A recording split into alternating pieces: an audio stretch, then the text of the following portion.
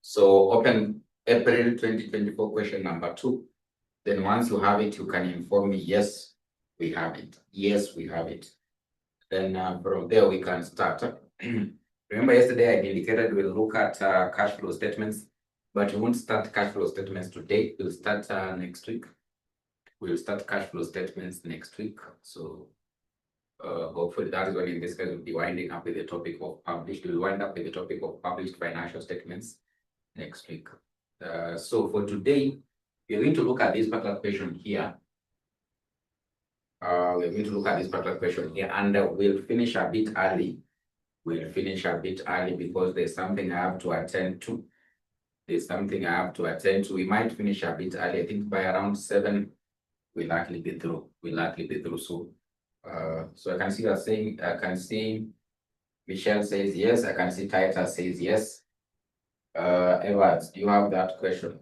Confirm whether you have the question. I want us to start immediately.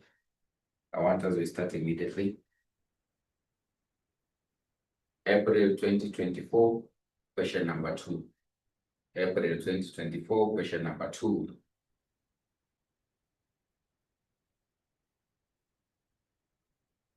Faith, do you have the question? So that's what I'm having to ask. You need to indicate there whether you have the question. Only 2 people have been able to get the question. Only 2 people have been able to get the question out of 16. Out of 16. Faith says yes. She asked the question. She asked the question. She asked the question. So we can start looking at it. We can start looking at it. So it says the following trio balance was extracted from the books of 𝗘𝗷𝗦𝗖𝗢𝗍 Limited as of 31st of March 2024. We've been given some equity items there plus revenue. We've been given some expenses there, cost of sales, distribution cost, admin expenses. Then, of course, the closing inventory, trade receivables, trade payables, bank balance, deferred tax. Then property at cost. Property at cost, which includes land of 87 million.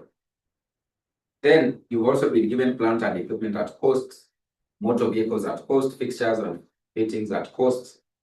Then we have the accumulated dips. The accumulated depreciations are also in this case being provided for there. The accumulated depreciations have actually been provided for there. Then you are given additional information. There's of course interest paid, and then there is a suspense account. Additional information, you are told, during the year ended 31st of March 2024, the company sold off an item of plant with a carrying amount of 46,200. Since this idea of plant having to be sold is very common. This idea of plant having to be sold is very common. So we are told in this case, the carrying amount of this asset was 46,200,000 for cash proceeds of 42 million. The disposal proceeds were credited to the suspense account. Plant and equipment is depreciated at the rate of 12.5% per annum on reducing balance. Full year depreciation is provided in the year of asset purchase and none in the year of water disposal. Depreciation and any gain or loss on disposal of plant and equipment should be classified under the cost of sales. Then you are told depreciation on other non-current assets is provided and allocated as below. So you are given buildings at the rate of 2, motor vehicles at the rate of 25, fixtures at the rate of 10. All of them, it is straight line. That means it is actually what on costs. Then you are told where you're supposed to allocate those expenses. Then the 8% loan note was issued on 1st of April 2023 and will be redeemable in 3 years' time at a substantial premium, which gives an effective interest rate of what, 10% per annum. So of course, you'll be able to calculate interest on that loan, so which will become the finance cost. There are 2 rates there. We have 8% and 10%. We'll use 10% because I'll be able to explain to you why we'll be able to use 10%. Then in this case, you have matters regarding what tax. Tax provision for the year 31st of March 2020, which is the year we are having to account for, was determined to be a tax credit, estimated at 15.7 million. In addition, as of 31st of March 2024, the tax basis of assets and liabilities exceeded their carrying amounts by 121 million. The income tax rate applicable to 𝗘𝗷𝗦𝗖𝗢𝗍 Limited is actually in this case 30%. So from there, we need in this case to determine the income tax expense. The income tax expense. What are you required to in this case to calculate? You are required in this case to prepare what you call a property, plant, and equipment movement schedule for the year ended 31st of March 2024. Then in this case, a statement of profit or loss for the year ended 31st of March 2024. So that's what in this case the examiner wanted us in this case to come up with. So these are items of what? Items of published financial statements. Items of published financial statements. So of course, the property, plant, and equipment will come under the disclosures or the notes to the financial statements. Then of course, profit and loss is part of the key components of the published financial statements. So you're going to look at in this case how you could have actually been able to come up with that property, plant, and equipment movement schedule. Then in this case, how you could have actually been able to prepare the statement of profit or loss, statement of profit or loss. So we can in this case start, we can start by having to in this case look at, we can start by in this case having to look at what the property, plant, and equipment meant schedule. So we can see 𝗘𝗓𝗓 Limited, 𝗘𝗓𝗓 Limited. So that is the first pattern. 𝗘𝗓𝗓 Limited, 𝗘𝗓𝗓 Limited property, plant, and equipment, property, plant, and equipment schedule. It is for the year ended, it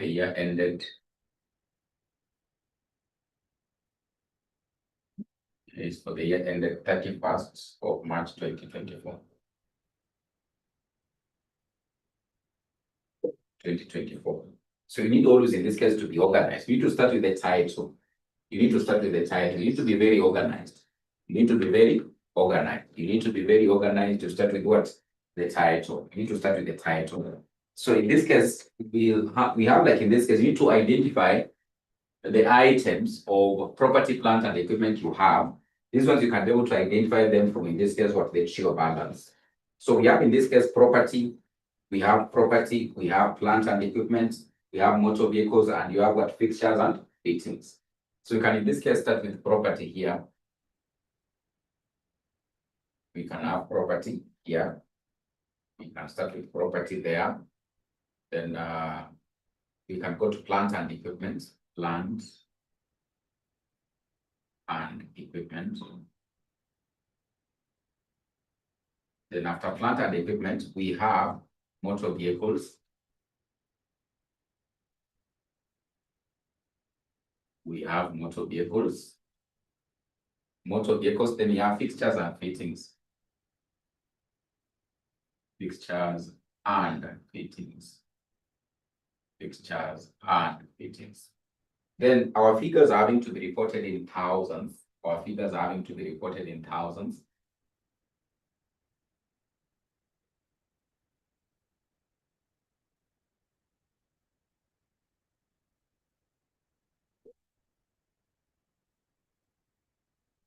So that will be in this case be what our property, plant, and equipment movement schedule. Property, plant, and equipment movement schedule. So here basically it is what the details for the particulars. So what will happen here, we'll actually in this case start with the costs of these assets. The cost of these assets at the start of the year. So the cost of these assets, this is by first. The start of the year was actually 1st of March. Is it 1st of April or March? This is 1st of April. 1st of April 2023. It is 1st of April 2023. And these ones you can actually be able to get them in the share balance. You get them in the share balance. For example, for properties is 457 million. 457 million. Then for plants, it is actually 360 million. For motor vehicles, it is 82 million. Then for fixtures and fittings, it is actually 64 million. 64 million. Exactly 64 million. Exactly in this case, what 64 64 million, 64 million, 64 million. So of these items, if you look at note number 1, there was a disposal. So in this case, under note number 1, there was in this case what? A disposal as per note number 1. It was of in this case what? Plant. It was actually in this case of plant. So plant. It is of plant. So how much of these items ended up having to be sold? It was in this case 46,200. 46,200. So when they were having to be sold, that was their carrying amount, 46,200. 46,200, 46,200. So there were no items for these other ones which were sold. So 46,200 was actually in this case sold. 46,200 was in this case sold. 46,200 was actually in this case sold. Then you have in this case accumulated depreciation, sir. Accumulated depreciation, sir. Accumulated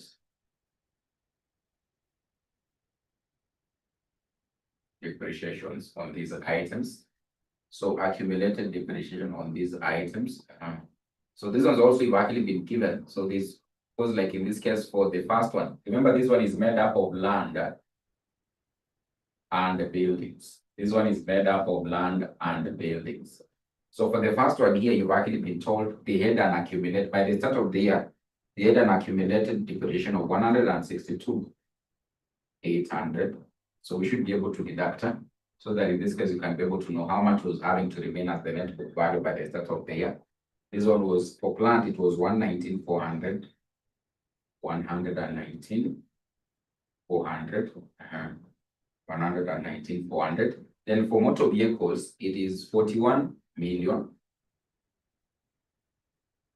Then for this other item of fixtures and fittings, it is 25,600.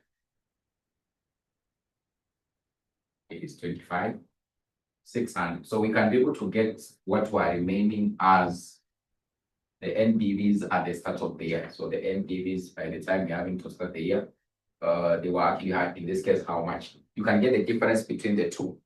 You can actually, in this case, get the difference between the two. So for this one, 457 minus 162,800, you get 294,200. So 294,200. What about for plants? 360 minus 46.2 minus 119.4.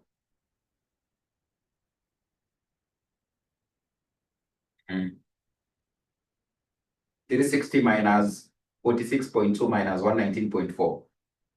You get 313. Not really. Can't be 313. It can't be 313. It can't be.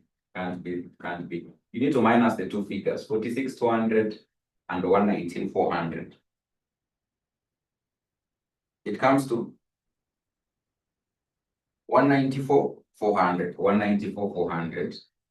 194,400. What about this one? This one comes to 41. This one comes to 41. Then this other one, 37 or something. 38,400. Is it 38,400? It'll be 38,400.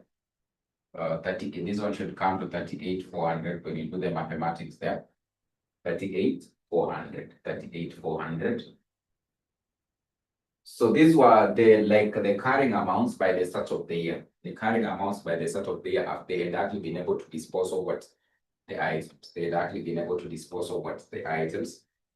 They had actually been able to dispose of what the items. Then if you look at note number 2, you were actually in this case being told how they were having to depreciate. But before that, look at note number 1. There's this particular plant. There's something I told about plant. So of course, you've actually been able to account for this 46, which was actually sold. You're told the disposal proceeds were credited to the suspense account. Of course, you can see a suspense account in the TO balance of 42 million. Then plant and equipment is depreciated at the rate of 12.5% per annum on reducing balance basis. Full year depreciation is provided in the year of asset purchase and none in the year of what? Of disposal. So we in this case compute what? The depreciations. We need to compute the depreciations. So the depreciations, we need now in this case to deal with the depreciations. So of course, in this case, we can actually be able to start with what? for plant. For plant, we can say in this case with that one for plant. So in this case, we can maybe have our small workings here. So you can say in this case with plant. So for plant, we've actually been told is on reducing decibel. It is on reducing balance basis. So it means you'll take what you calculate on this net book value. You actually reduce it. You take 360 minus this, then also you set off those ones which were sold like that. Of course, you haven't actually been told the accumulated dip on these ones, but just set them off to get how many of these plants were having to remain. It was 119,400. So it means in this case, the workings for depreciation, so the workings here for our depreciation for plant, it will likely be 12.5%.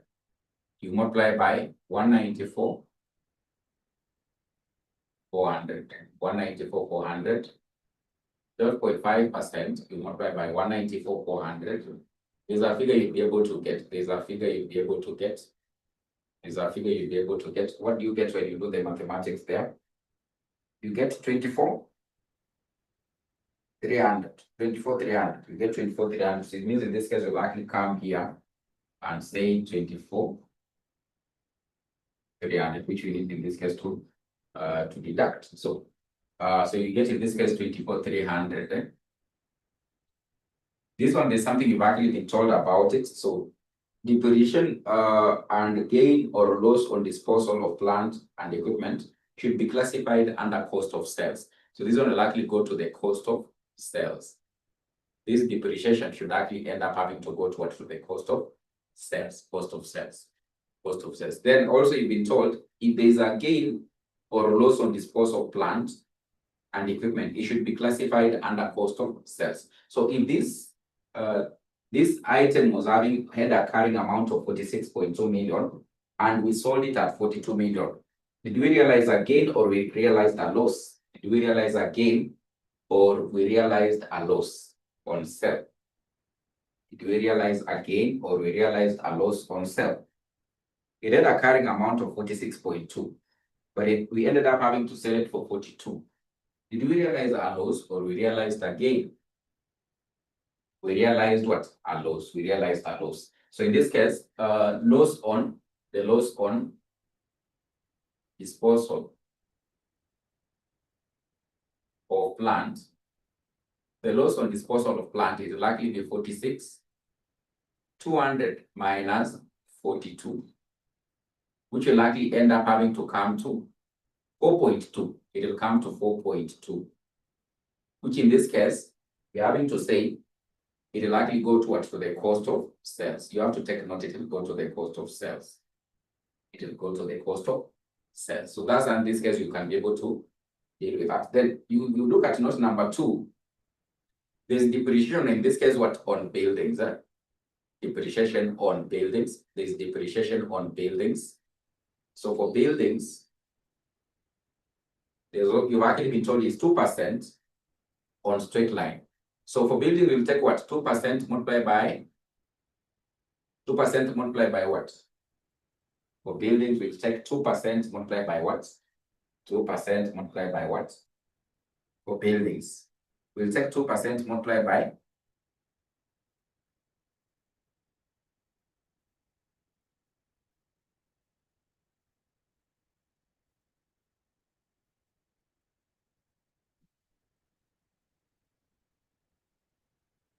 which figure are we going to place there? It is 2% multiplied by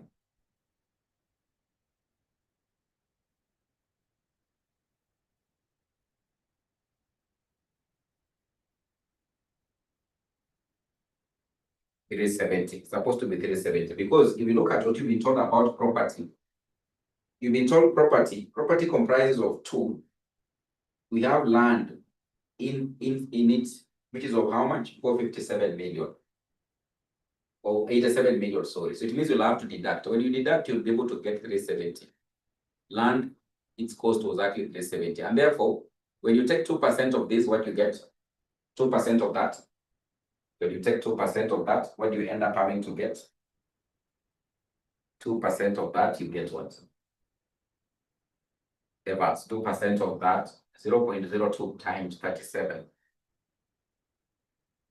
Get 7,400. You likely end up having to get 7,400 like that. So it means in this case here, depreciation on, in this case, buildings, which will go in this column, will likely in this case be 7,400. And you need in this case to take notes where you've been told this particular depreciation will go. You've actually been told in this case on buildings, it will likely go to, in this case, what are the mean expenses? It will go to admin expenses. It will go to admin. It will go to admin expenses. It will likely go to admin expenses. So you can in this case go now in this case to motor vehicles. You can go to motor vehicles. So for motor vehicles, you are told it is 25% still on straight line. So we'll take in this case 25% multiplied by the cost of motor vehicles, which in this case is 82 million. Which in this case will likely be equal to 25% multiplied by 82 million. What do you get? 25% by 82 million. So that is motor vehicles. Motor vehicles. 25% of 82 million, you get 2,500. So motor vehicles, it is 2,500 like that. 2,500. 2,500. But take note where you've been told it has to go. It goes to distribution. This expense will likely go to distribution. So after motor vehicles, after motor vehicles,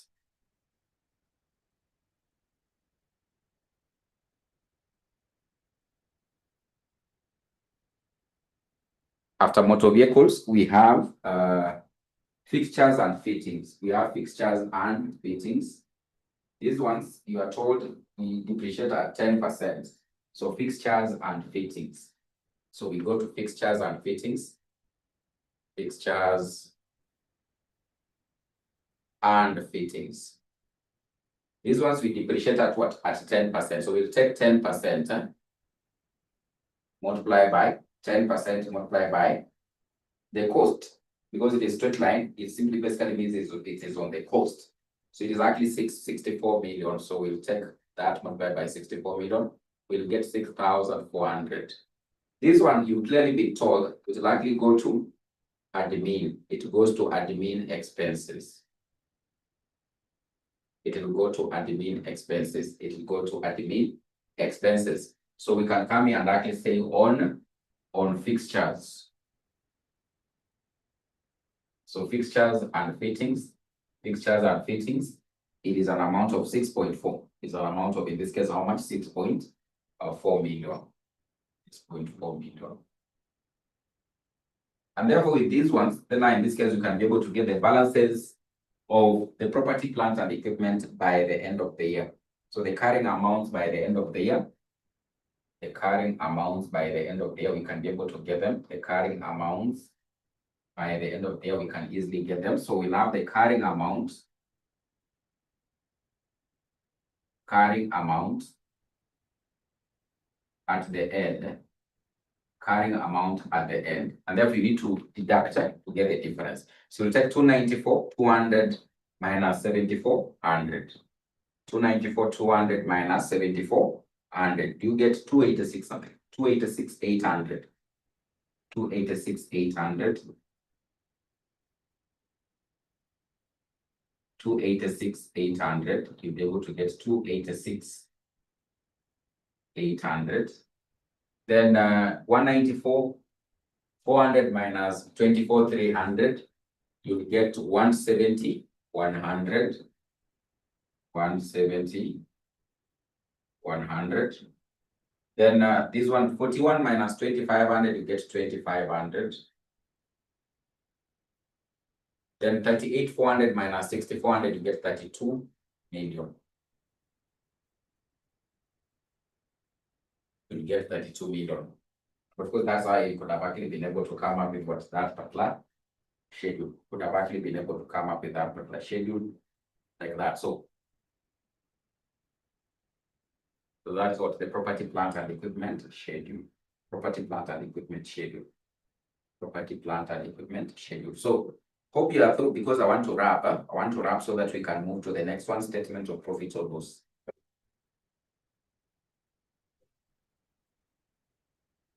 Can see Catherine says there, wait. Catherine says there, wait. Catherine says there, I wait. Catherine says there, I wait.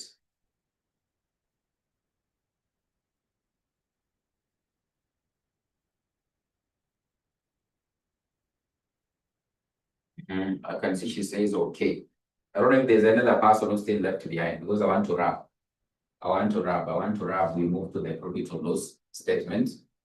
Profit or loss statement. I want us to move to the profit or loss statement.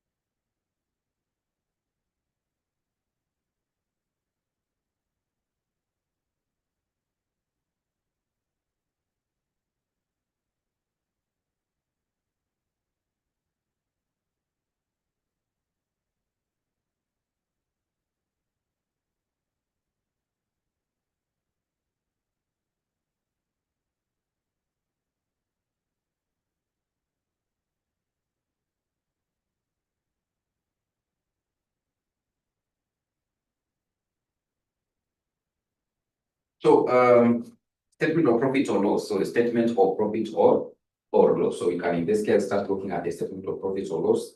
So it is Q&2 Limited. So Q&2 Limited. Q&2 Limited.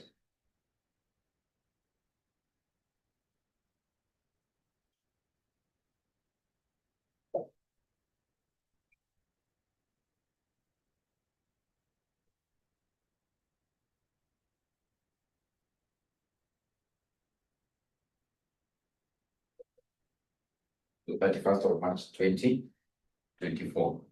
So we can in this case have our shillings in thousands. Our shillings in thousands. So with our statement of profit or loss under public financials, as we said, in this case, you start with what? Revenue. You can start with the revenue. The revenue actually been given. It is there in the TO balance. It was coming to 1783,800. So it doesn't have in this case any form of adjustment. And therefore, we'll just be able to pick it the way it is. So 1783,800. 1783,800. So 1783,800. So in this case, you now lesson this one, what we call cost of sales. You lesson this one, cost of sales. So the cost of sales, you actually been told you adjust with what depreciation on plant, then the loss on disposal of sale of plant. Remember in note number 1, what you've just been able to write under the workings here.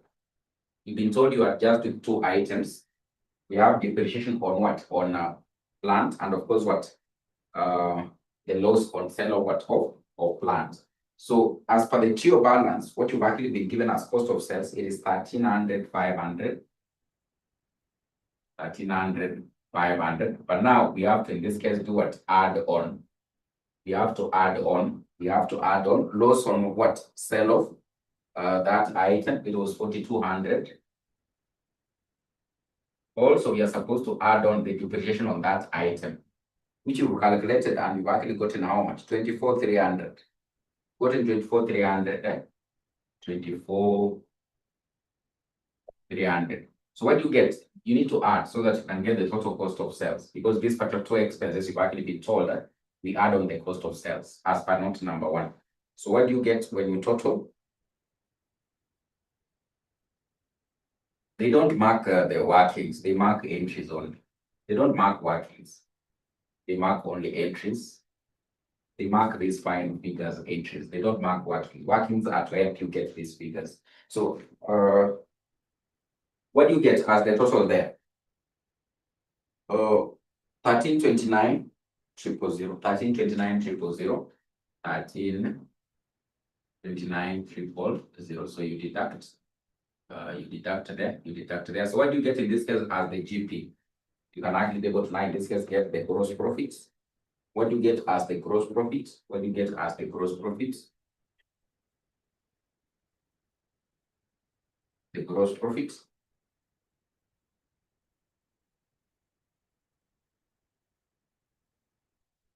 $454,800. I can just say $454,800.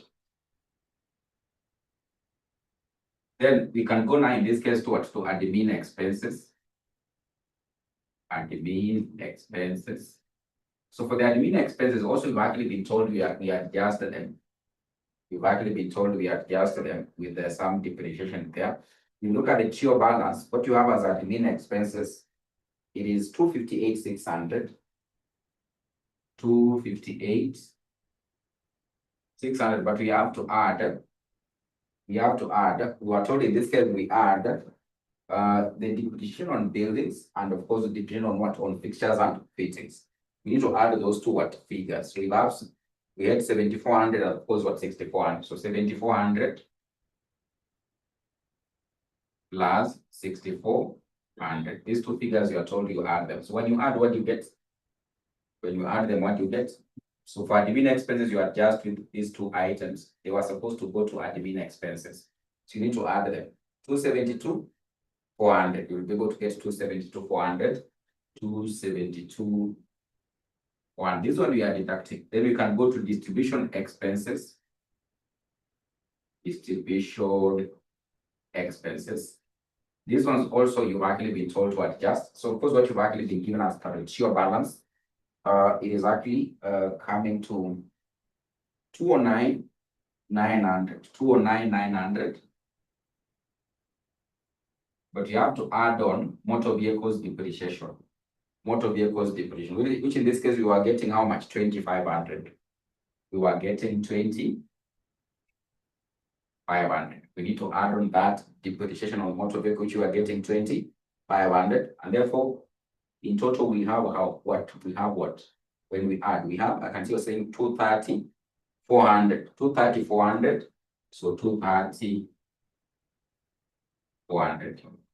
So the other expense you'll be able to put here, obviously in this case, is exactly what we call what? Finance cost. So it is finance cost. Finance cost. So for the finance cost, there is a loan that was actually there. There's a loan that was actually there as per note number. There's a loan that was actually there as per note number 3. Look at note number 3. Look at note number 3. Look at note number 3. Look at note number 3. You are told the 8% loan note. There's an 8% loan note which was issued. If you look at the TIO balance, there's an 8% loan note. 8% loan note.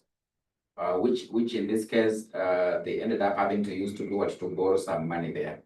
120 million. They borrowed 120 million. The 8% loan note was issued on 1st of April. They issued at the start of the year, on 1st of April 2020. Remember, we are accounting for after a year. So they issued at the start of the year. It means this loan note had existed for an entire year. By the time we are preparing what? The financial statements.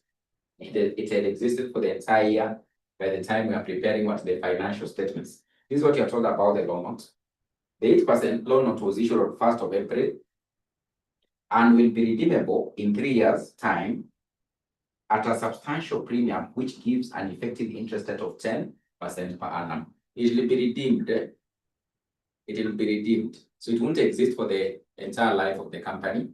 It means after 3 years, the entire principal amount plus the interest must have actually been settled. Must have actually been settled.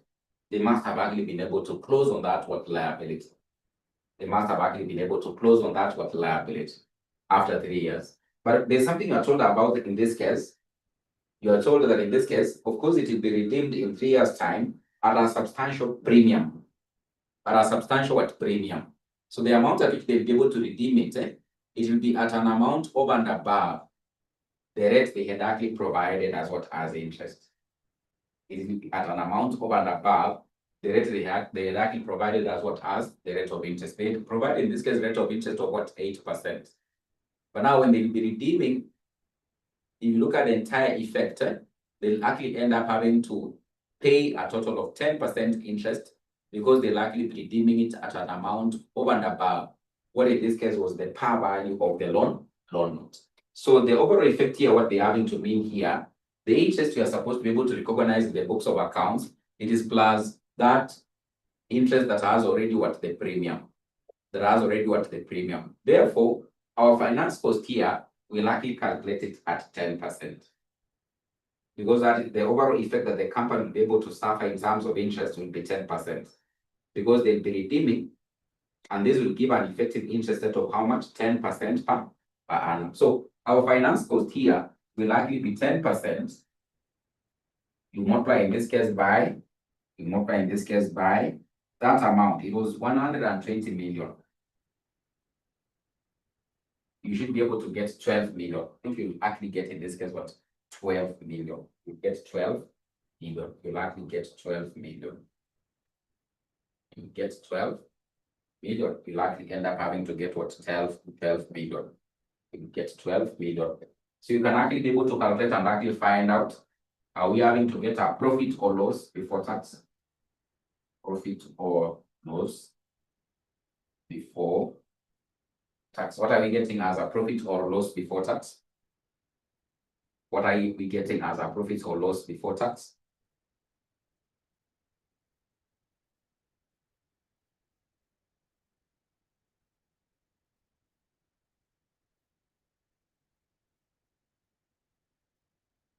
What are we getting as a profit or loss before tax?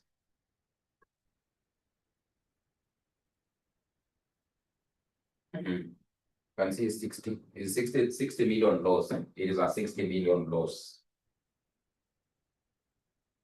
It is a 60 million loss. It is a 60 million loss, upon which in this case we are supposed to, in this case, charge what?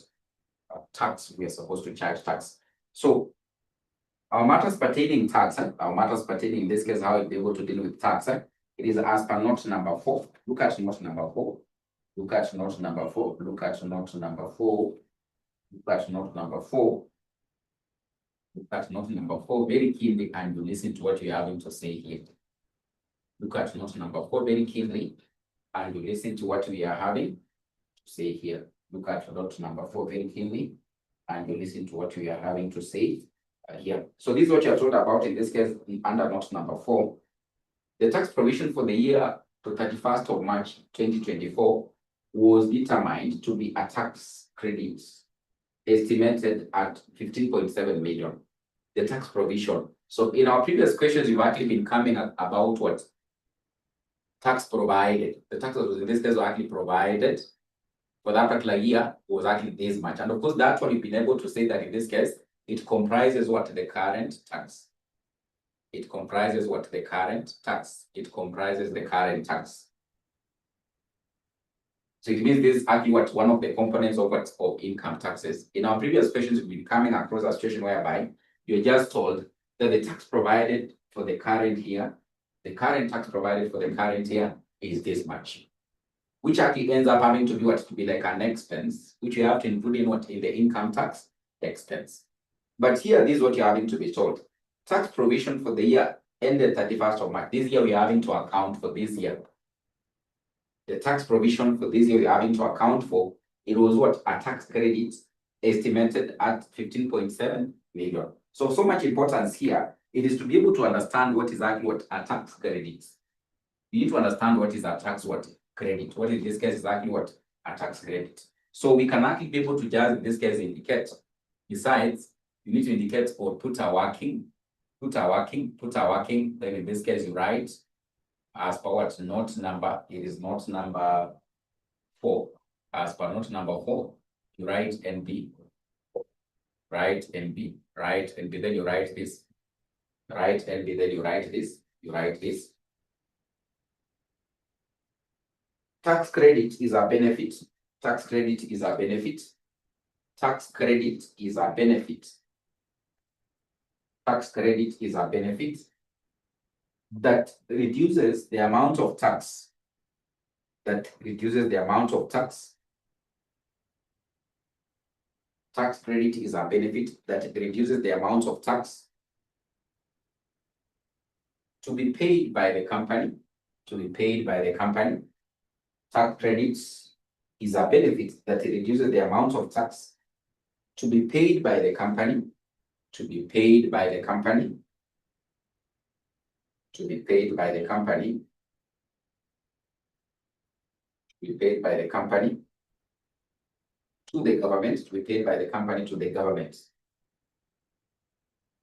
To be paid by the company to the government. To be paid by the company to the government, comma, to be paid by the government, the company to the government, comma, directly lowering the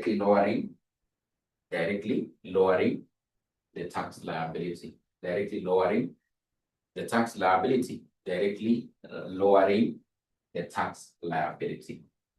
Directly lowering the tax liability. Directly lowering the tax liability. Directly lowering the tax liability. Directly lowering the tax liability. Directly lowering the tax liability. Full stop. You can write and say it can arise as a result of. It can arise as a result of. It can arise as a result of. It can arise as a result of. It can arise as a result of. It can arise as a result of over provision in the previous years. It can arise as a result of over provision in the previous years. And result as a result of over provision in the previous years. In the previous years.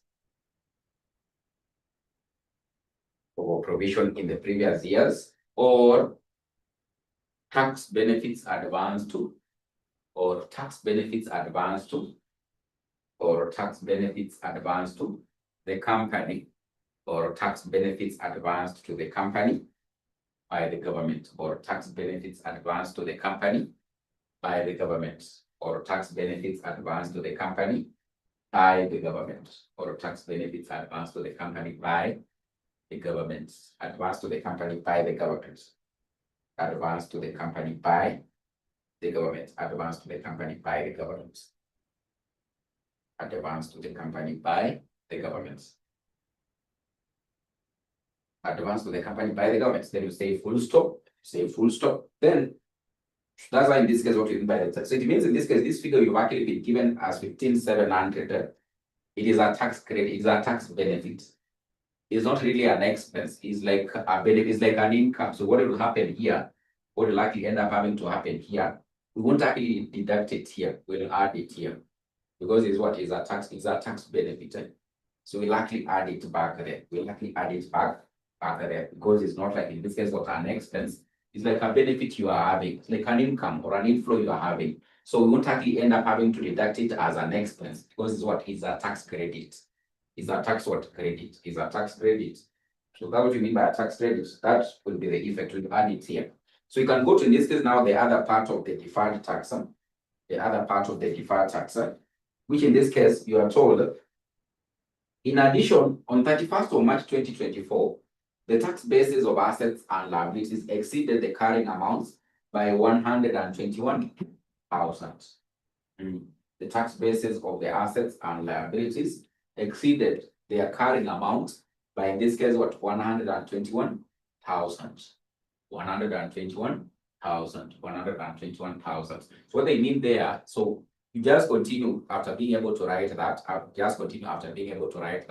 you can be able to write and say, the deferred tax, in this case, the deferred tax, in this case, which in this case is normally equal to, in this case, what?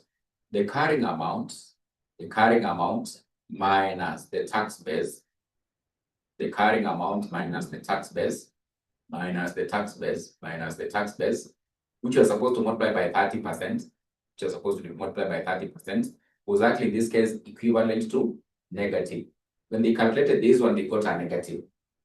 They got a negative. You can go see what they're having to say there. Just listen to the statement very carefully and look here what you're having to say here. To get the deferred tax here, we normally get, in this case, what we call the temporary differences.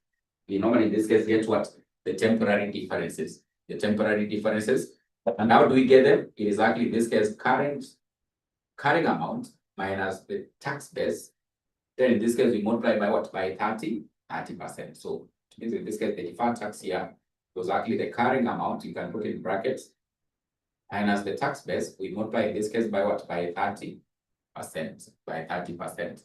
So the deferred tax is equal to the carrying amount minus the tax base, multiplied by what? By 30%. In our situation here, the carrying amount minus the tax base, actually, it was in this case having to give us what? Negative 121,000. It was giving us negative 121,000 like that. Negative 121,000 like that. Negative 121,000 like that. So you're told in this case, in addition, as at 31st of March 2024, the tax basis of the assets, these tax basis of the assets and liabilities exceeded the carrying amount. These ones were more than the carrying amount. If these ones were more than the carrying amount, it means what you'll be able to get here as the net effect will be what will be a negative. When this figure you are minusing is more than the one you are subtracting from, you normally get what? A negative. So we are having to say that in this case, according to what you're having to be told here, the tax basis of the assets and liabilities, the tax basis exceeded, they were more than the carrying assets, the carrying amount, sorry, by in this case, how much? 121,000. It means the net effect as the temporary difference as the TD, which is this one, we were getting what? A negative. We were having to this case get what? A negative. Or in this case, how much? 121,000. 121,000. And then in this case, we say if it happens that in this case the temporary differences end up having to be negative, what you eventually get here is not a tax liability. We call it what? A deferred tax asset. We call it what? A deferred tax asset. Whenever in this case the TD is negative, you don't call this one what? A tax liability or a deferred tax liability. We call it a deferred tax what? Asset. So this one was what? A DTA. Was a deferred tax what? Asset. It was in this case what? A DTA. It was a deferred tax in this case what? Asset. Deferred tax asset. Whenever in this case the TD or the temporary difference ends up having to be negative, what you eventually get here is a deferred tax what? Asset. The net effect will likely bring us what? A deferred tax asset when you get 30% of it. If it's a positive, is when now we call it what? A DTL. A deferred tax what? Liability. Is when we call it what? A deferred tax what? Liability. And therefore in this case, we can actually be able to look at what was happening here, what was actually happening here. So if you look at in this case the 𝗘𝗷𝗫 balance, if you just look at the 𝗘𝗷𝗫 balance, look at the 𝗘𝗷𝗫 balance. If you look at the 𝗘𝗷𝗫 balance, there's a figure of deferred tax, and of course it is not on the credit side. This time it is actually not on the debit side. So if in this case we are having the deferred tax account, if we are having the deferred tax account, it means in our situation here, what we have is an asset. What you have is an asset because the balance is actually what? On the debit side. Why it's on the negative side, it would have actually been a deferred tax liability. But now, in this case, the balance is actually what? On the debit side. Exactly the debit side. It means in this case, by the time we are starting the year, in this case, the deferred tax asset balance, by the start of the year, the balance brought down. In our situation here, it was actually in this case an amount of 33. Why it's on the credit side, it would have been a liability. It would have put this side. This opening balance in the deferred tax account would have put this side. But in our situation here, we've actually been told it's on the debit side, meaning it was an asset. Because assets are the ones that in this case have what? A debit balance. Were we told in this case, in the 𝗘𝗷𝗫 balance is on the credit side, it would have actually in this case been what? Been a liability. It would have actually in this case been a liability. And therefore, we've actually been able to calculate. You've actually in this case calculated there. You've actually calculated in there the deferred tax what? The temporary differences you've actually gotten it as having to be what? Having to be negative, having to be negative. Meaning that in this case, this temporary difference will give a result of what we call a deferred tax asset by the end of the period. Remember, this one is the deferred tax asset at the start. What you've been given in the additional information should be able to give us what? The deferred tax by the end of the period. By the end of what? Of the period. By the end of the period. And of course, the balance carried down for an asset is normally in this case or not on the credit side. Let's assume you are preparing in this case what? An equipment account. Let's assume you are preparing an equipment account. If the balance brought down here, because obviously assets normally have a debit balance. But when you're getting the balance carried down at the end of the year, it's normally this side.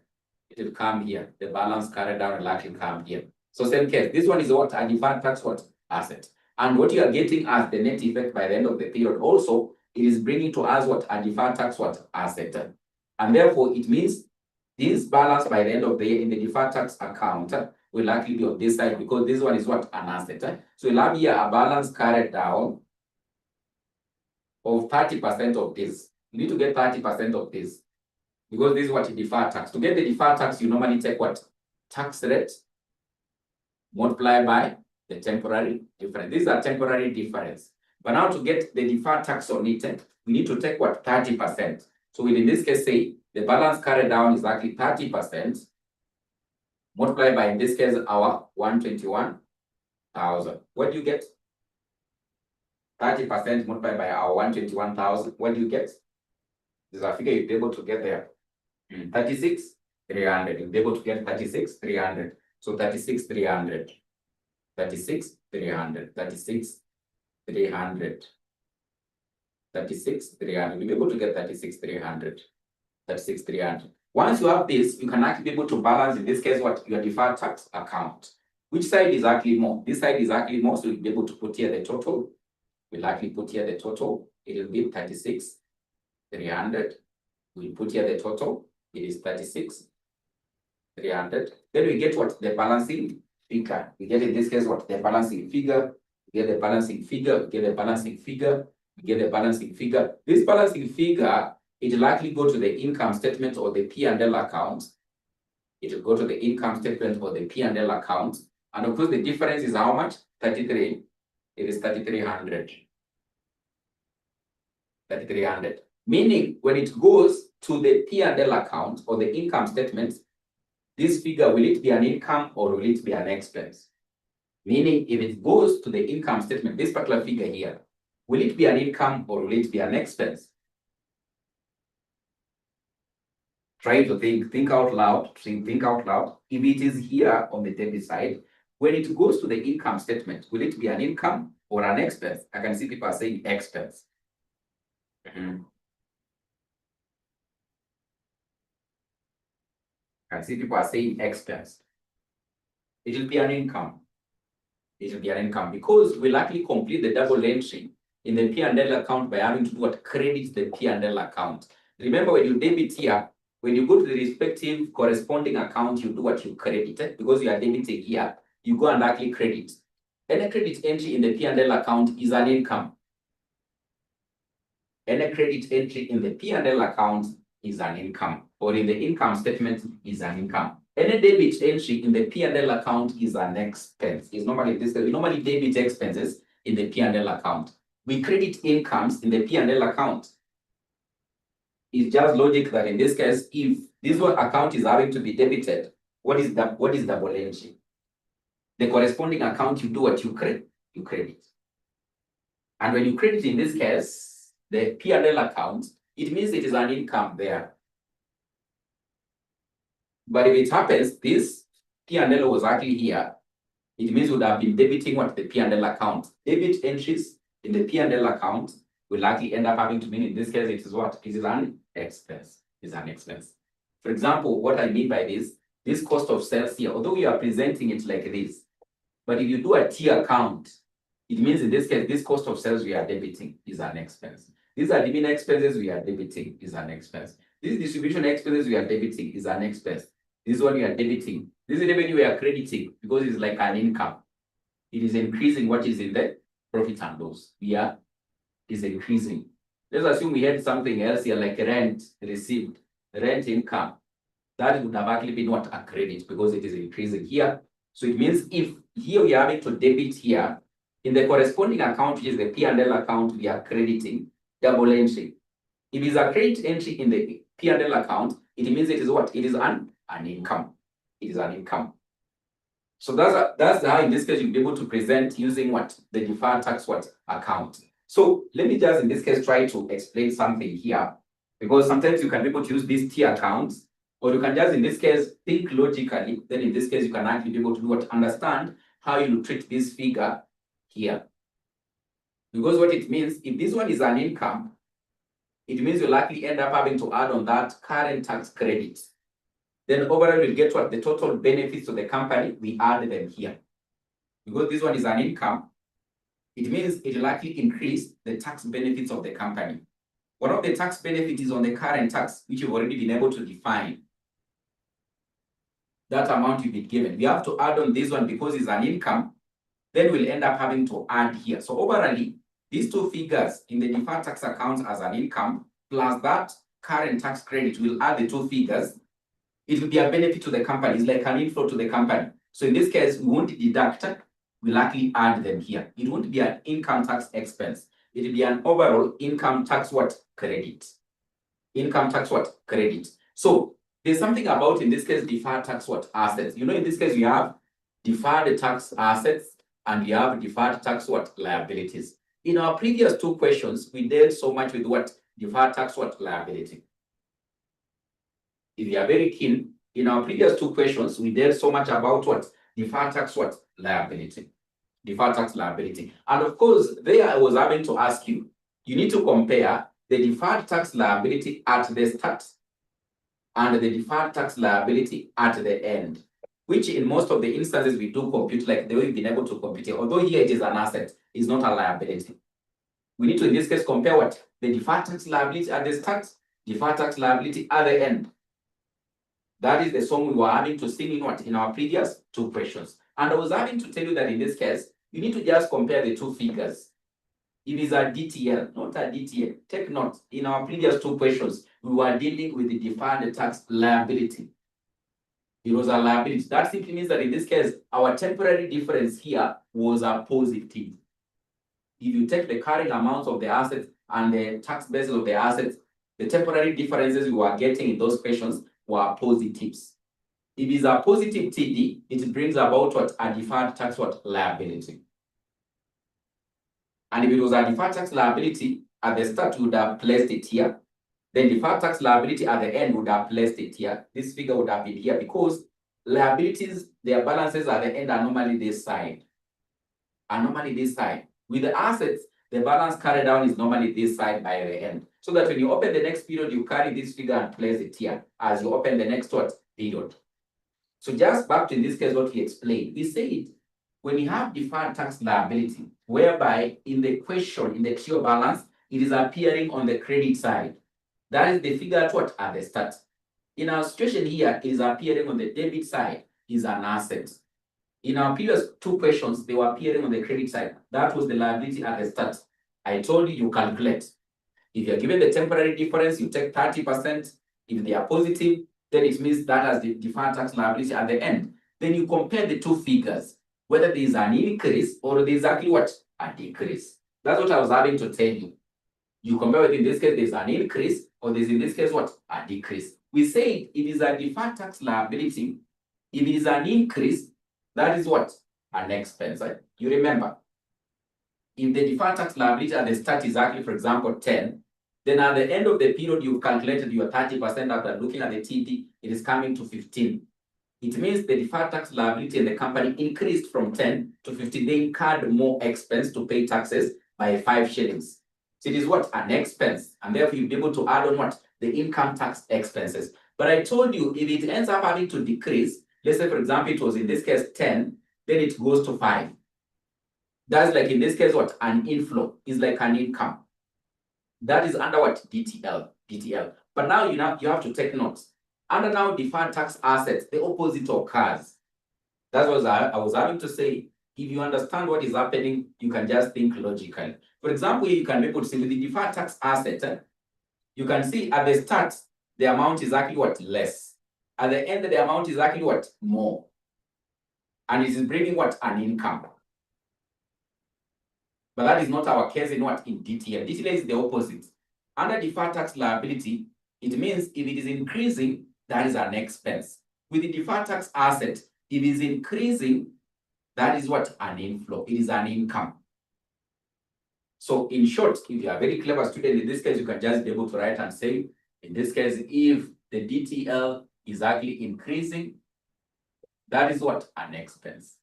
Is an expense. If the deferred tax liability is decreasing, that is what? An income. That is what? An income. Then you go this other side. You say, this other side, you say, I can see you're not able to see there. I can see you're not able to see there. So we can just be able to wrap this so that you can be able to see what you're having to say.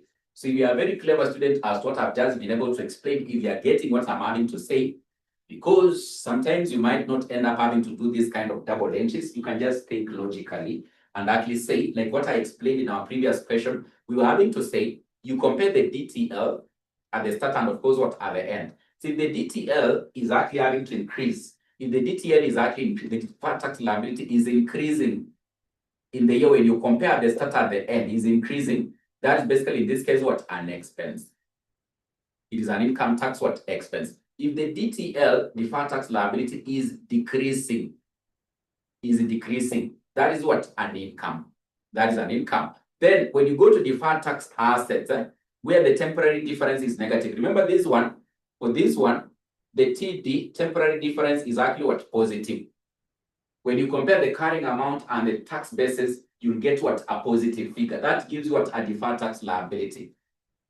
When the DTA, when you go to the other side of deferred tax assets, if the DTA is actually in this case increasing, it is actually increasing, then the opposite occurs. It is not an expense, but now in this case, it is what? It is an income. Like in our situation here, it is increasing from 33 to 36.3. It has brought us what? An income. That's why I'm having to say that this particular balancing figure, when it goes to the P&L, it will be on the credit side. So it means in this case, if the DTA, deferred tax asset, is having to, in this case, decrease, if it's decreasing, then now that will become what? An expense. It will become what? An expense. Because let's assume our figure here was 30. If our figure was not 36, it was 30, our balancing figure would have come this side. The P&L, this, what you're writing P&L, it would have, this balancing figure would have put it this side. When you go now to the P&L account, it would have actually been on the debit side, which it would have actually been what? An expense. It was decreasing from 33 to 30.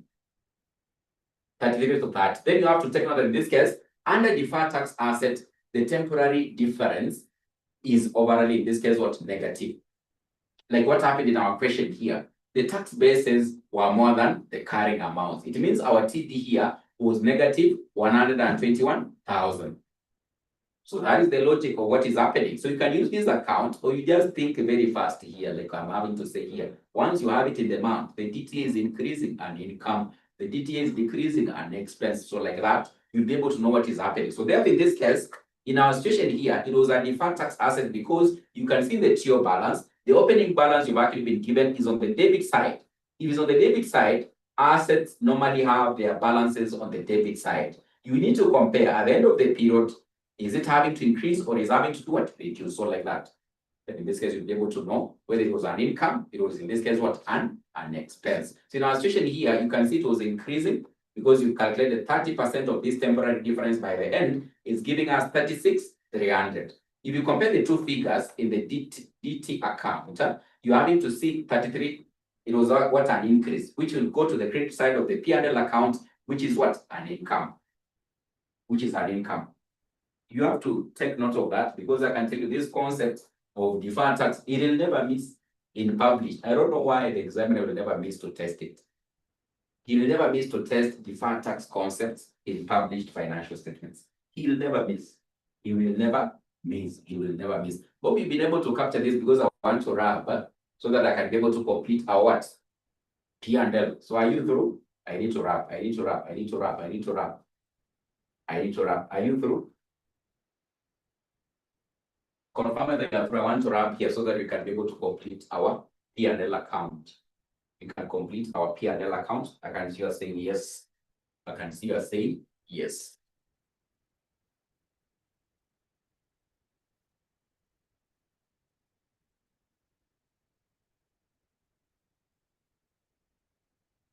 I can see you are saying there, yes. I can see you are saying there, yes. So in our situation here, we have in this case 2 tax credits. So income tax what credits.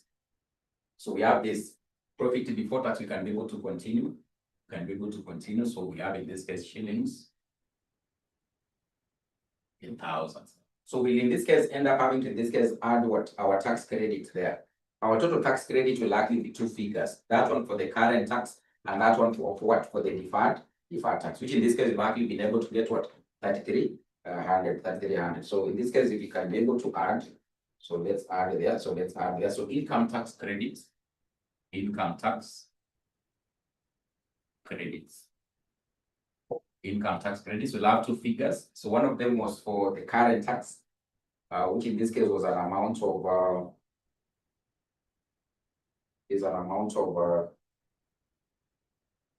15,700. Is 15,700 plus 3,300. So this one is for current tax. This one is for deferred tax, as we've been able to calculate.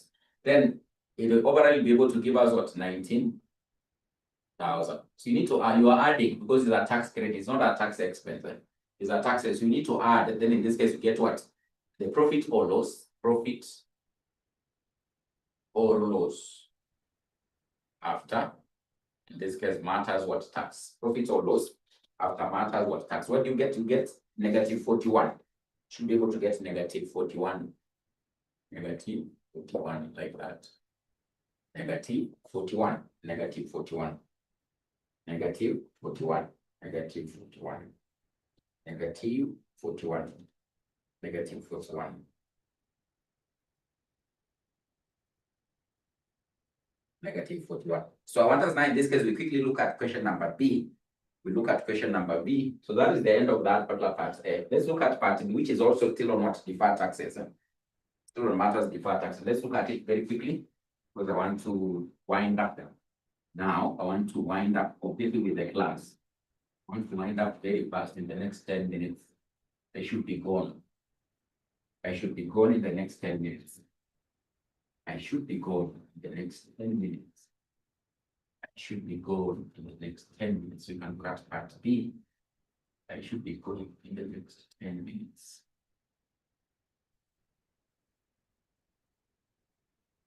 So part B of the same question. Part B of the same question. It says, on 30th of June 2022, 𝑓𝑟𝑒 Limited had a credit balance on the deferred tax account. So that means it was what? Was it a liability or was it an asset? Francisca, if you are trying to understand what you are trying to discuss in our today's class, was that an asset or was it a liability? It was a liability because it was what? On the credit side. It was on the credit side. It was a liability. It was a liability.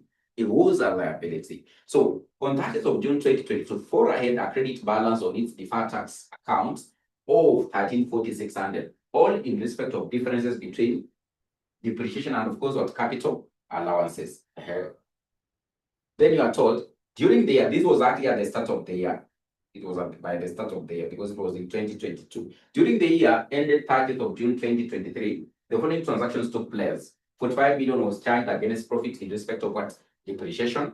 The tax computation showed capital allowances of 50 million.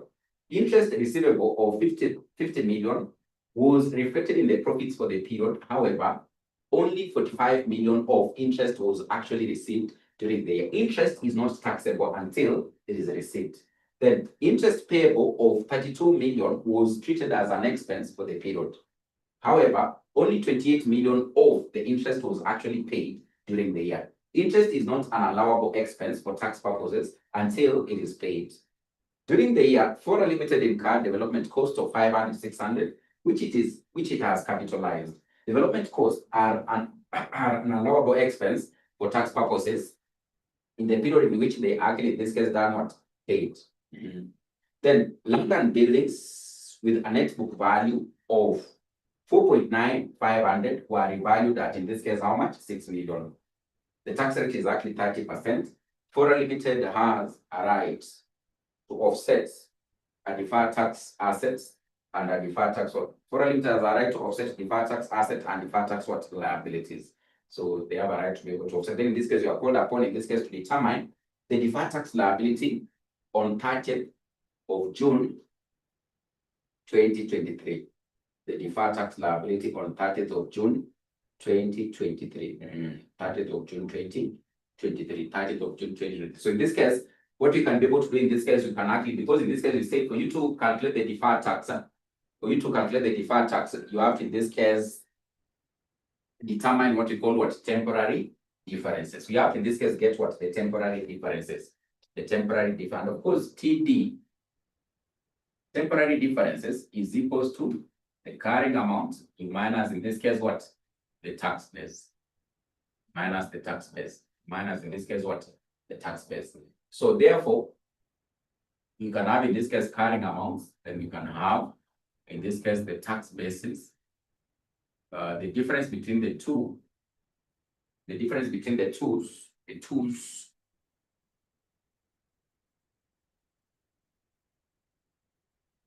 difference between the tools should be able to give us the difference between the tools should be able to give us in this case what? The TDs should be able to give us the temporary differences. The temporary differences.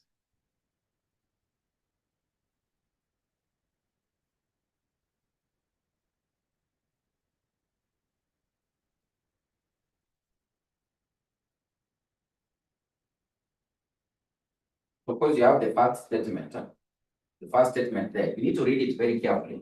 Francisco, you need to be very keen as what this statement is having to say. So it says, 45 million was charged against what? Profit in respect of what? Depreciation. In respect of what? Depreciation. The tax computation showed capital allowances of, in this case, how much? 50 million. So in this case, you have, in this case, differences of what? Depreciation and of course, what? Capital allowances. So differences, the first one is differences in capital allowances. Differences in capital allowances and depreciation. So if you read this particular statement, what they're having to mean here, remember in this case, carrying amounts, these carrying amounts are the amounts the accountant considers when he's having to calculate the profits in the company. The tax base are the amounts the taxman will consider when he has to determine which kind of profits will likely be charged on what? Which kind of profits will likely be charged on, in this case, what? On tax. Or the tax, which profits will the tax be charged on? So the figures for the taxman are normally different with those ones of what? Of the accountant. That's what we have in this case, what? Temporary. We have some differences that arise with how the accountant does his accounting and the taxman does his accounting to know what are the profits to be charged, to charge on what? Tax. Those who have done public finance and taxation, they understand what I'm trying to sing and shout here. They understand. You normally in this case do what? It is allowables to get what? The taxable profits. The profits that the taxman here will consider to tax on are different with the profits that you, the accountant, they are keeping the books of accounts, you are having to consider. Therefore, it normally brings about what we call what? Differences. For example, in our situation here, the person who considers depreciation is the accountant. The person who considers capital allowances is the taxman, because in tax, you will calculate capital allowances, you will say add back depreciation, then deduct what? Capital allowances. That's what the taxman considers. Loss of value on asset, he doesn't consider depreciation. For him, his language is what? Capital allowances. That is his language. And that in this case, in our first question here, when we are told 45 million was charged against what? Profit in respect of what? Depreciation. So of course, to get the carrying amount of assets, we normally take what in this case? The carrying amount of assets, we take in this case, the costs, we minus what? Depreciation. While here, what the taxman will be able to consider, he will take the costs minus what? The capital allowances. Minus the capital allowances. So of course, in our situation here, we don't know. In this case, don't know ideally, in this case, what the cost. We can be able to say it was maybe X minus It was maybe X minus, in this case, what, 45. We can put all the figures, 45 million. You can put all the figures, 45 million, it was 45 million. Then also we don't know the cost here, maybe it is X minus, in this case, what, 50 million. So like that. So to get the temporary difference, we get the difference between what, the two. And then when you do, we can try to do this kind of mathematics here. You can be able to say X minus 45 million minus X minus 50 million. 50 million minus 50 million. So minus 50 million. So if you do this mathematics here, it will likely come to X minus 45 million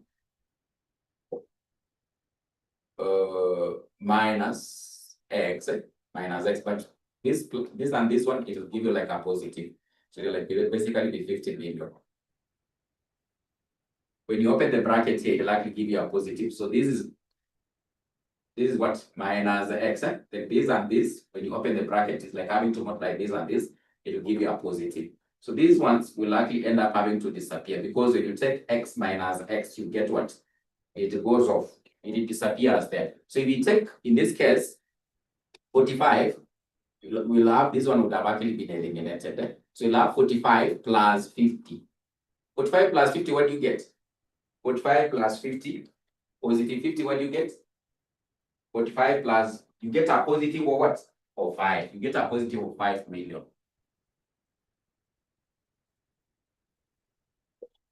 You get a positive of 5 million. 5 million. You get a positive of 5 million. So it means in this case, our temporary difference in the first one will likely be 5 million. Alternatively, you can put an exaggerated figure here. Try to put an exaggerated figure here. Let's say, for example, in this case, the cost of the asset was 100 million. Let's assume it was 100 million. So to get the carrying amount, what do you do? Cost minus depreciation. Let's assume it was 100 million. If you put here 100 million, you'll get here, it is what? 55 million. It was 100 million. If you put here 100 million, here it will come to what? 50 million. Look, let's put an exaggerated figure. 100 million was the cost. If you put here 100 million, you'll get 55 million. If you put here 100 million, you get here what? 50 million. The difference between 55 and 50, you get 5. Get 5. So it means in this case, our temporary difference in the first one there, it was 5. It was 5. It was 5. It was 5. It was 5 million. It was 5 million. So you can actually be able to go to the next one, number 2. Number 2, what have we told in number 2? Interest receivable of 50 million was reflected in the books, in the profits for the period. In the profits for the period. Interest receivable, that is what? An asset. It's like accounts receivable. Interest receivable. Interest receivable. That is like in this case what? An asset. An asset. Interest receivable was reflected in the books of the accountant. These are the figures of the accountant. It was reflected in this case at what? At 50 million. At 50, is it 50 million or 50,000? 50,000. You need to be careful with those figures. You need to be careful with those figures. It was reflected at what? 50,000. Then you are told, however, only 45 million, 45,000 of interest was actually received during the year. Then there's that last statement. Interest is not taxed until what is received. It means what the taxman taxed was 45, not this one. This is what the accountant had showed in the books they are supposed to receive as an income, as an asset. This was the asset, but now it is never taxed by the taxman until it is fully received. What they only received was 45, and the taxman considered only what? 45. And then in this case, the tax base for this interest receivable was actually 45. Was 45,000.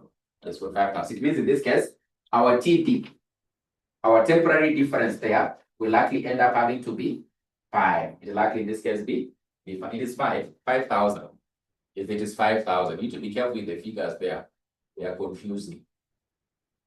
You need to be a bit careful with the figures there. They are confusing. It is actually 5,000. It is 5,000. So the TP there, it is positive 5,000. So then in this case, we can go to number 3. Number 3. What are we having to be told in number 3?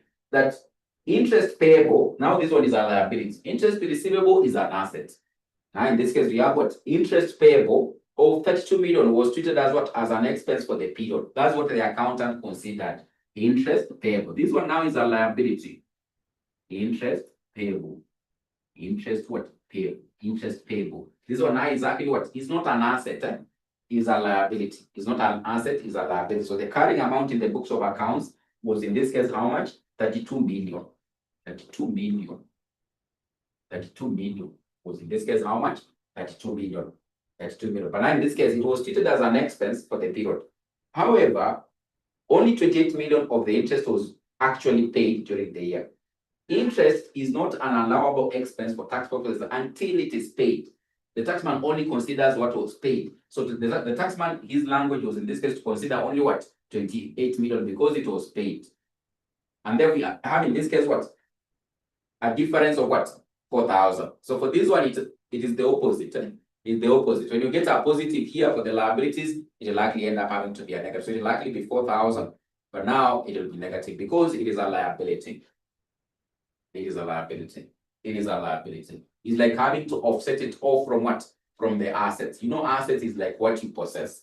But liabilities are the ones you're having to pay out. So it actually operates now in the opposite. You'll actually be able to offset it. If you get a positive, you actually offset it off as a liability. So it will be a negative. What? It will be a negative like that. So it will actually have a negative figure like that. Then we go to the next one. During the year, 𝑓𝑟𝑒 Limited incurred a development cost of 500, 600, which it has in this case done not capitalized. It has actually capitalized. They have actually been able to include this one as what? As part of what? The cost of the asset.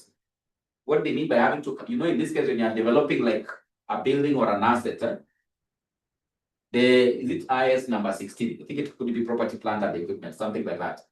It's actually in this case calls upon us, the accountant, to capitalize the cost of having, for example, prepare the site or to be able to develop the place. You include them as part of the cost of what? Of the asset.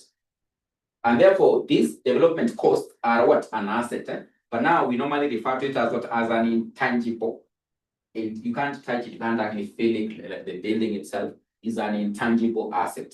So it has to be included as part and parcel of what? Of the total what? Of the asset. So therefore, in this case, you have what we call what? The development costs. Development costs. We have the development costs.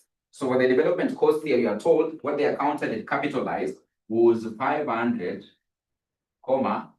600. Was 500, 600. Was 500, 600. Then you are told what? Which it has capitalized. Development costs are an allowable expense for tax purposes. In the period in which, in this case, they actually done what? Paid. In the period in which, in this case, they actually done what? Paid. They actually paid. They actually paid. So what will happen here? These ones, the tax base will likely, in this case, be what? Will be 0. So for intangible assets, for all the intangible assets, if you come across an intangible asset, it might be development costs or just any other intangible asset. And those who are in the class when we did income taxes, I told you, for intangible assets, the tax base is actually always what? 0. Don't think twice. Just put there negative dash or 0. So it means in this case, because this one is an asset, it means you have in this case what? A temporary difference of 500, 600, like that. So that's the temporary difference. That is the temporary difference there, the temporary difference. You can continue. So for intangible assets, take notes. You can even write it as an NP. I'm sure in the notes also we wrote as an NP. For intangible assets, the tax base is usually in this case what? Is 0. It is 0. You don't have to think twice. So in this case, just put the carrying amount, then don't recognize any amount under what? The tax base. Then you'll be able to get what? The TD. Because it's an asset, then it means it will actually end up having to remain as what? As positive, like that. It will remain as positive like that. Then London buildings with a net book value of 4.9, 4,900, 500 were revalued by 6 million. So this one will likely end up having to use it in what? In the deferred tax account. But now in this case, we'll be determining the deferred tax liability by the end of the year. So we can in this case get our total temporary differences. You can in this case get our total temporary differences, our total TD. You can be able to add them. Just add them so that you can be able to get the total temporary differences. So the TD The total temporary differences by the end of the year. What are you getting? You need to add 5 million plus 5 plus -4 plus 500, 600 plus 500, 600.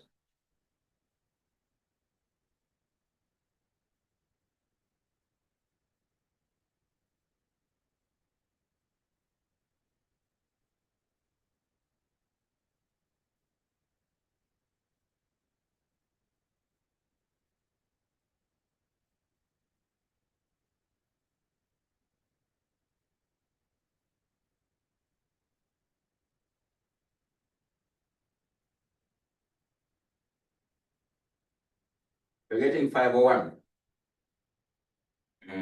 Remember that you're getting 55, 01, 600, 55, 01, 600, 55, 01, 600. So 55, 01. It is a positive. It is up. So that is what the temporary difference. That is the temporary difference.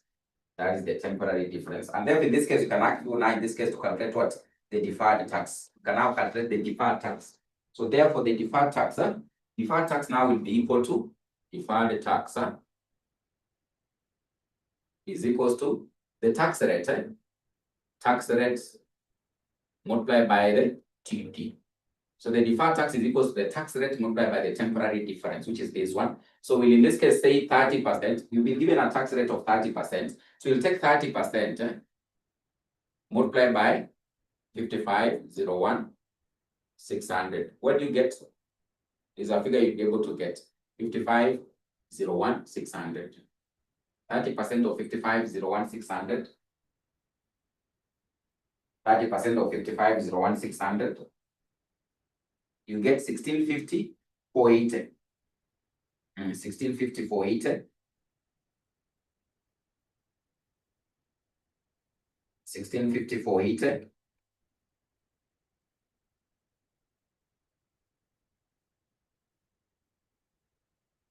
1650, 480. 1650, 480. 1650, 480. 1650, 480.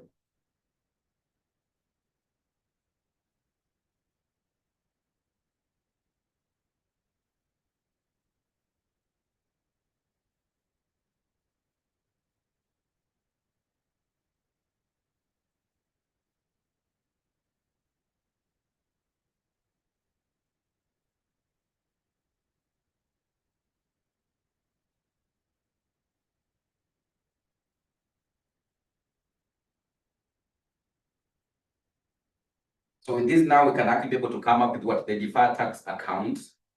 We can come up with the deferred tax account. So you can come up here through here because I want to wrap so that I can draw here the deferred tax account.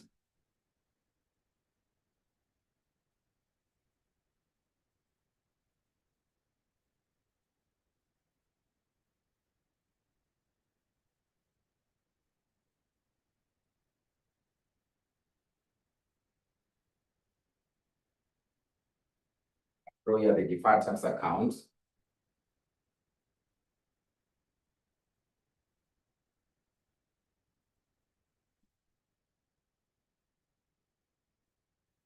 And have the deferred tax account there.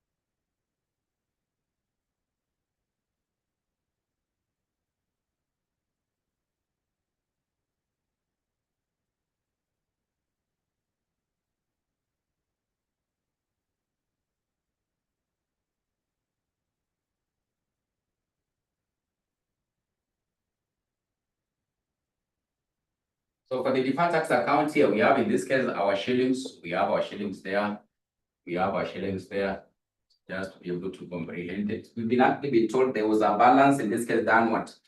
There was a balance at the start of the year. So on June 22nd, so when the year was having to start, these guys had what?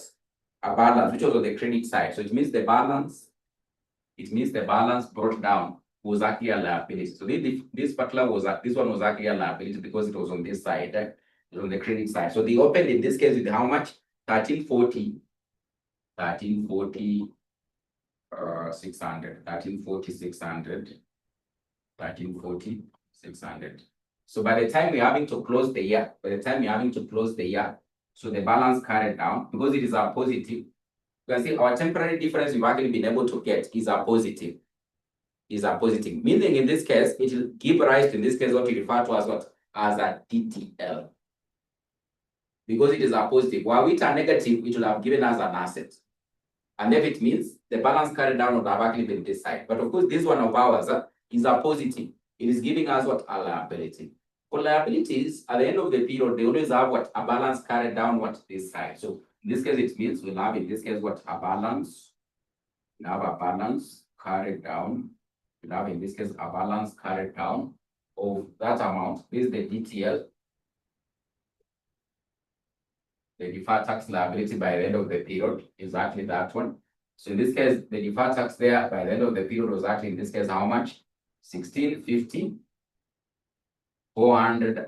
1650, 480. 1650, 480. Then, if you told in this case, in any case, there was any form of revaluation, if there was a revaluation, because you have a revaluation there, the revaluation there, you always credit in the deferred tax what? Account. You actually end up having to credit in what? In the deferred tax, in this case, what? Account. So, therefore, in this case, it will likely increase the liability. You'll likely be able to credit it here. You'll likely credit it here. It will likely increase the liability there. You'll likely credit it here. So, you'll likely put the amount here. Put the amount here. So, of course, you've actually been given a revaluation gain there of, it will likely in this case be what? So, deferred tax, can say deferred tax on the revaluation gain. Deferred tax on the revaluation gain. Deferred tax on the revaluation gain. So DT on revaluation gain. So you likely in this case take 30%, multiply by our amount there is actually 6 million. It will be 6 million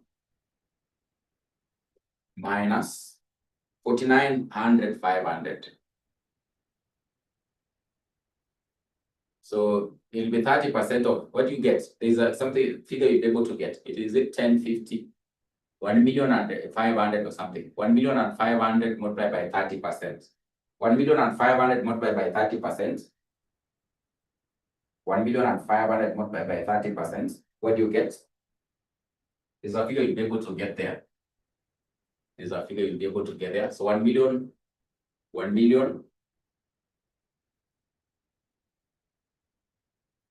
multiplied by 30%. There's a figure you're supposed to get here. So it's the one you'll be able to credit here. The revaluation gain.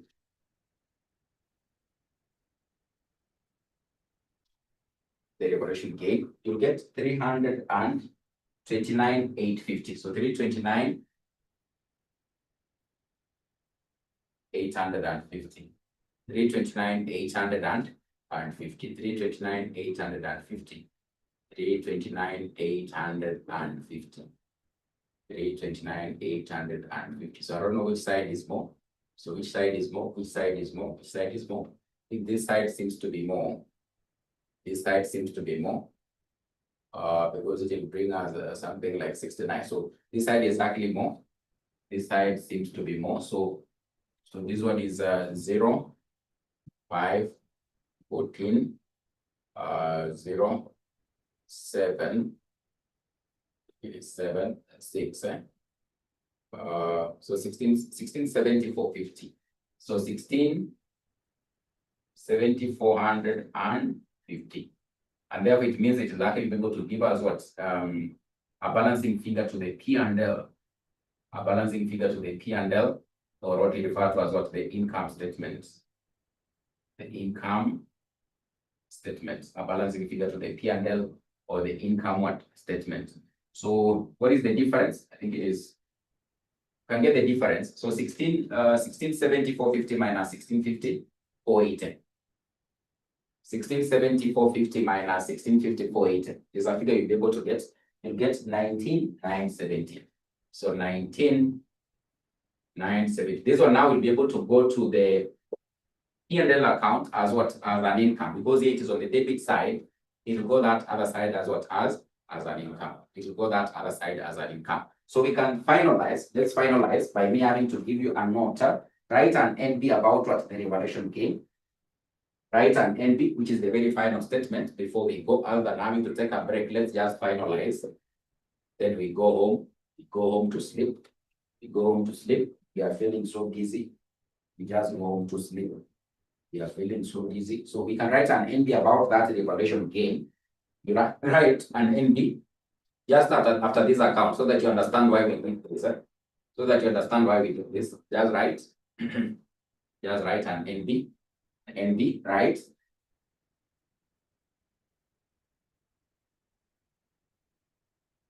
Revaluation gains on assets. Revaluation gains on assets are taxed. Revaluation gains on assets are taxed.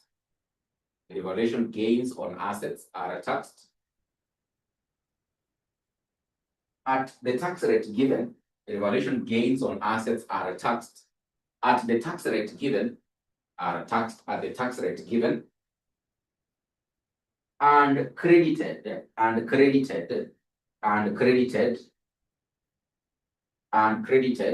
in the deferred tax account, and credited in the deferred tax account, and credited in the deferred tax account, and credited in the deferred tax account, and credited in the deferred tax account.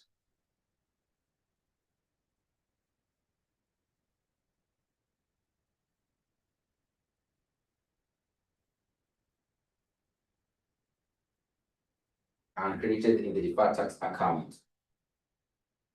Full stop. They write full stop. They write. This is because revaluation increases. This is because revaluation increases. This is because revaluation increases the carrying amount. This is because revaluation increases the carrying amount. This is because revaluation increases the carrying amount of an asset. Revaluation increases the carrying amount of an asset.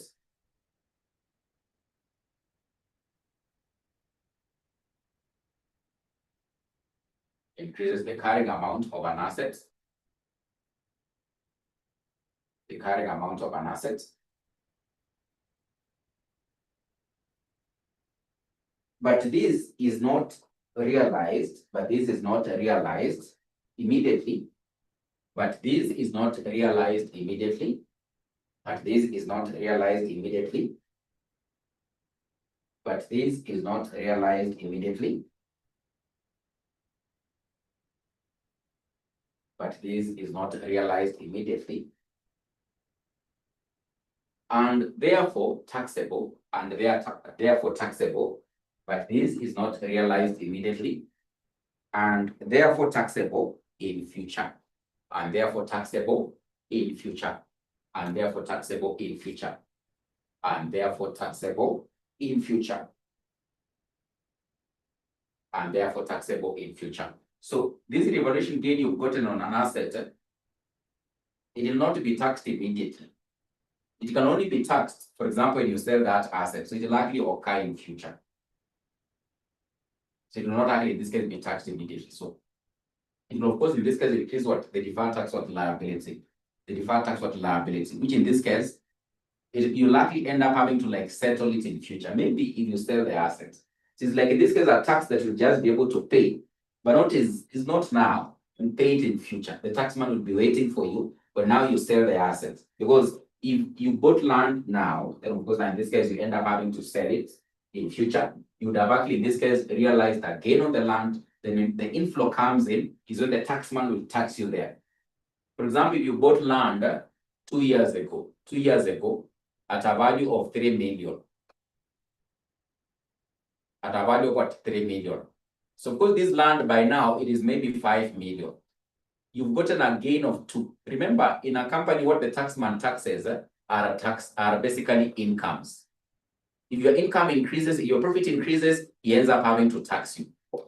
But in this case, if your asset value increases, that's like in this case, you normally recognize it as what? As other comprehensive incomes.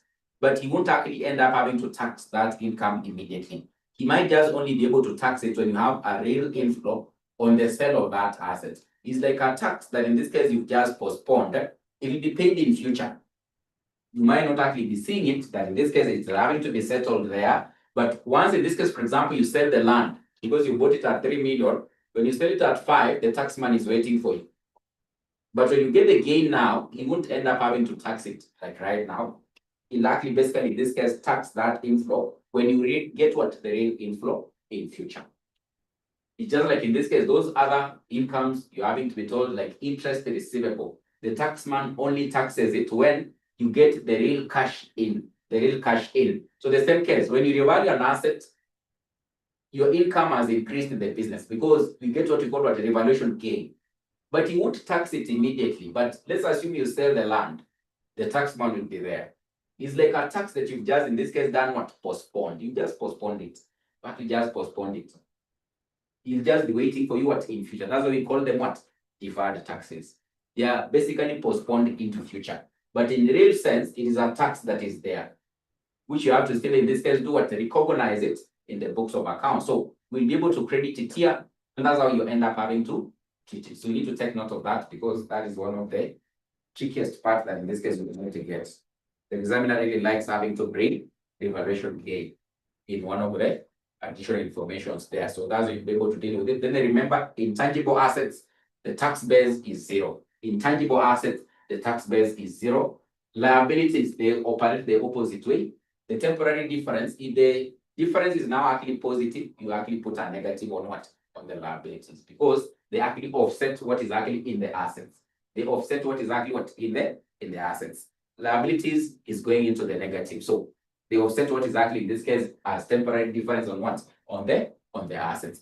That is very important. You take note of it. Very important you take note of it. Let me just end there for now. So we'll meet next week on Tuesday lunch hour for a revision session. Then again, we'll be able to meet 6 p.m. That's when in this case I start on cash flows. So I'm hoping next week we'll be able to finish up with public financial statements, because now in this case, we want to go to the trickiest part, which is actually what? Group accounts. So hopefully by next week, we might start group accounts if we finished published. So I'm hoping we'll be able to finish. Otherwise, thank you very much. Have a good night. Enjoy your weekend. Stay safe. Enjoy your weekend and stay safe.